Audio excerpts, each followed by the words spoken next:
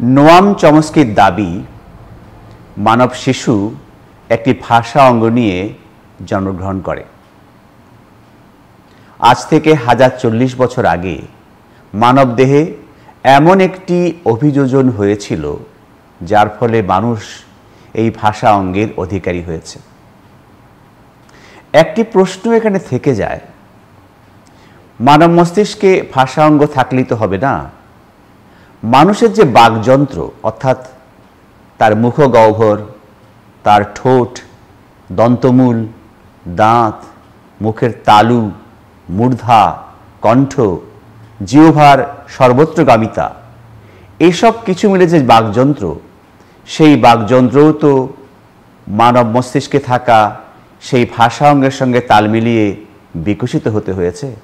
ধরুন ভাষা অঙ্গ আছে কিন্তু বাকযন্ত্র তৈরি নয়, তাহলে কি মানুষের পক্ষে ভাষা ব্যবহার সম্ভব ছিল?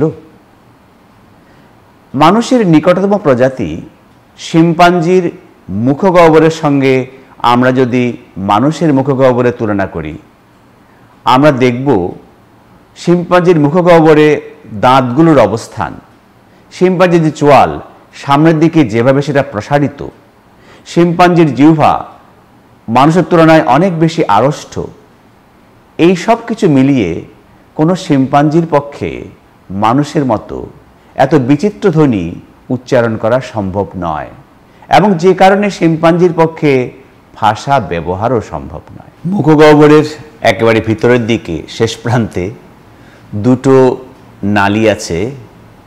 একটি হচ্ছে শ্বাসনালী, যেটা দিয়ে ফুসফুসের বাতাস আসা যাওয়া করে, আর হচ্ছে খাদ্যনালী, যেটা দিয়ে খাদ্য পাকস্থলীতে চলে যায়। শ্বাসনালীটা কিন্তু ভাষা ব্যবহারের জন্য প্রকৃতি তৈরি করেনি। এটা তৈরি করা হয়েছে অক্সিজেন নেওয়ার জন্যে এবং কার্বন ডাইঅক্সাইড ছাড়ার জন্যে। কিন্তু কোনো কারণে মানুষ শ্বাসনালীর এই শ্বাসটুকুকে মুখগহ্বরে বাধা দিয়ে বা যেতে দিয়ে বিচিত্র ধ্বনি সৃষ্টি করতে সক্ষম হয়েছে এবং ভাষার মতো একটি দারুণ যোগাযোগ মাধ্যম সৃষ্টি করতে সক্ষম হয়েছে। বাঁশি এবং সানাই উভয় যন্ত্রে ফু দিলে দুই রকম শব্দ বের হয়। তবলা এবং ঢোল, এই দুই যন্ত্রে আঘাত করলে দুই রকম শব্দ বের হয়। এর কারণ বাঁশি এবং সানাই, তবলা এবং ঢোল, এই বাদ্যযন্ত্রগুলোর আকার আলাদা।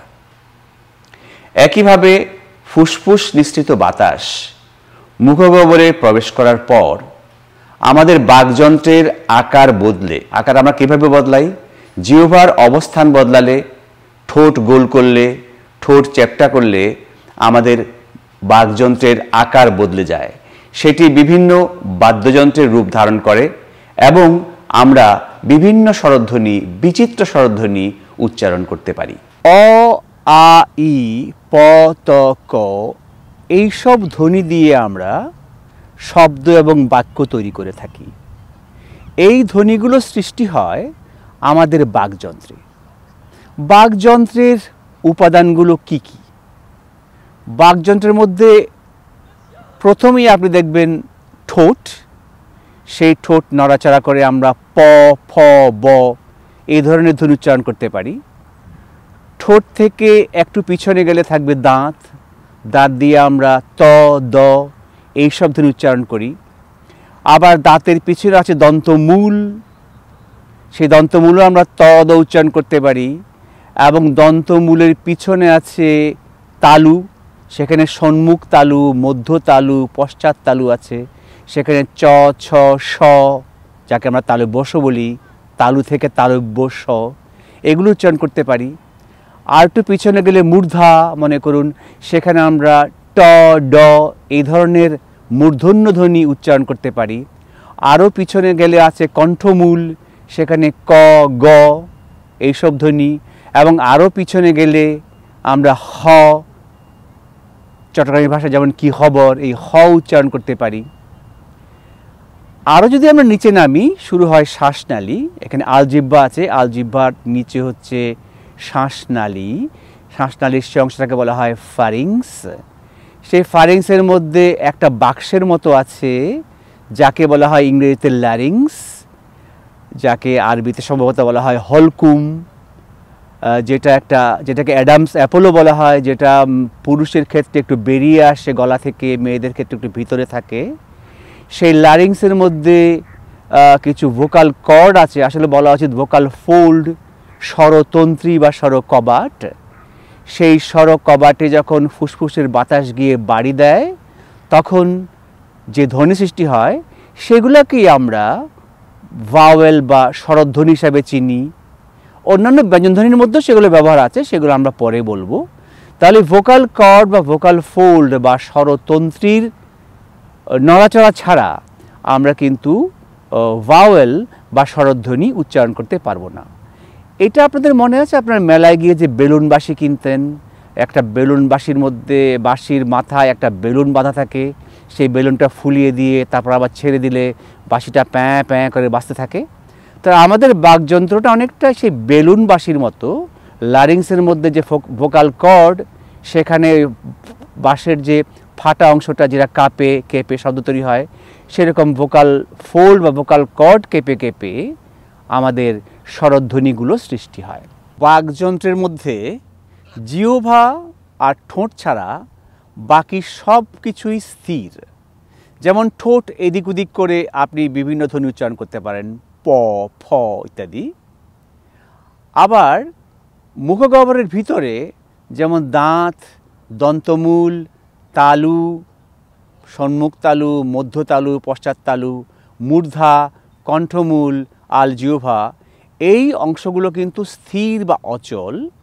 মুখগহ্বরের মধ্যে একমাত্র জিহ্বা হচ্ছে সচল। সেই জিহ্বা বিভিন্ন জায়গায় স্পর্শ করে বিভিন্ন প্রকার ধ্বনি সৃষ্টি করে, যেমন কণ্ঠমূলে ক, তালুতে চ, দন্তমূলে ত, মূর্ধায় ট ইত্যাদি। আর প, ফ এই ধ্বনিগুলো সৃষ্টি হয় ঠোঁটের মাধ্যমে, সেই অংশটুকু কিন্তু আমাদের মুখগহ্বরের বাইরে। এখানে একটা ব্যাপার আছে, যে কোনো ধ্বনি কিন্তু ভাষায় ব্যবহার করা হয় না।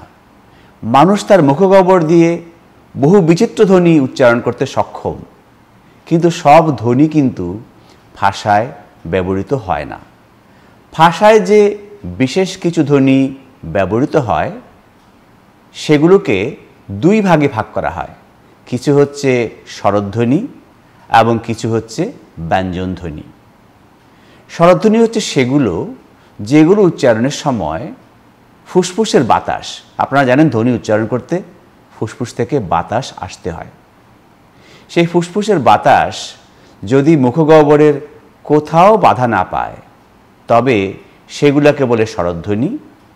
আবার ফুসফুসের বাতাস যদি মুখগহ্বরের বিভিন্ন স্থানে বাধা পায় সেই ধ্বনিগুলোকে বলে ব্যঞ্জনধ্বনি। সংস্কৃত কিংবা বাংলায় বর্ণ শব্দের অর্থ জাতি, রং বা কালার এবং অক্ষর।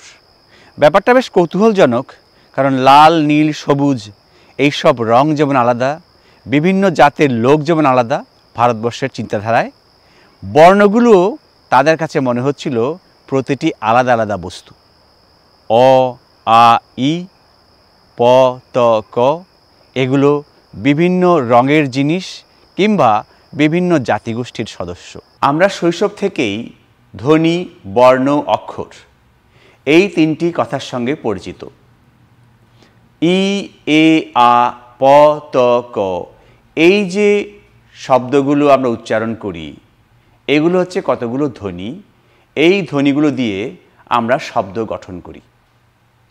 আবার এই ধ্বনিগুলোকে যখন আমরা কোনো কাগজে, মোবাইলে বা কম্পিউটারে বা অন্য কোনো মাধ্যমে একটি লিখিত রূপ দেবার চেষ্টা করি, আমরা যখন একটি ধ্বনির সঙ্গে মিলিয়ে একটি চিত্র আঁকার চেষ্টা করি তখন সেটাকে বলে বর্ণ বা অক্ষর। তাহলে বর্ণ বা অক্ষর হচ্ছে ধ্বনির লিখিত রূপ। ধ্বনি আর বর্ণ এক কথা নয়। পৃথিবীতে ৬,০০০ মানব ভাষা আছে বলে দাবি করা হয়। এর মধ্যে মাত্র ৩০০ ভাষার লিপি আছে। যেসব ভাষার লিপি নেই সেসব ভাষায় কিন্তু বর্ণ বা অক্ষরও নেই, কিন্তু যে কোনো ভাষাতেই ধ্বনি আছে। ভাষার সৃষ্টি ধরা যাক কয়েক লক্ষ বছর আগে। মাত্র ৬,০০০ বছর আগে মানুষ লিপি আবিষ্কার করেছে। যেসব ভাষার লিপি আছে সেগুলো দুটি রূপ আছে, একটি উক্ত রূপ এবং অন্যটি লিখিত রূপ। উক্ত রূপটি সৃষ্টি হয় ধ্বনি দিয়ে এবং লিখিত রূপটি সৃষ্টি হয় বর্ণ বা অক্ষর দিয়ে। বর্ণ বা অক্ষরের মধ্যে কোনো তফাৎ আছে কি? আমাদের কাছে বর্ণ এবং অক্ষর সমার্থক, দুটির একই অর্থ, কিন্তু ভাষাবিজ্ঞানে অক্ষর কথাটা সিলেবলের প্রতিশব্দ হিসাবে ব্যবহৃত হয়। এই ভিডিও যখন শুরু করেছিলাম তখন গ্রীষ্মকাল ছিল।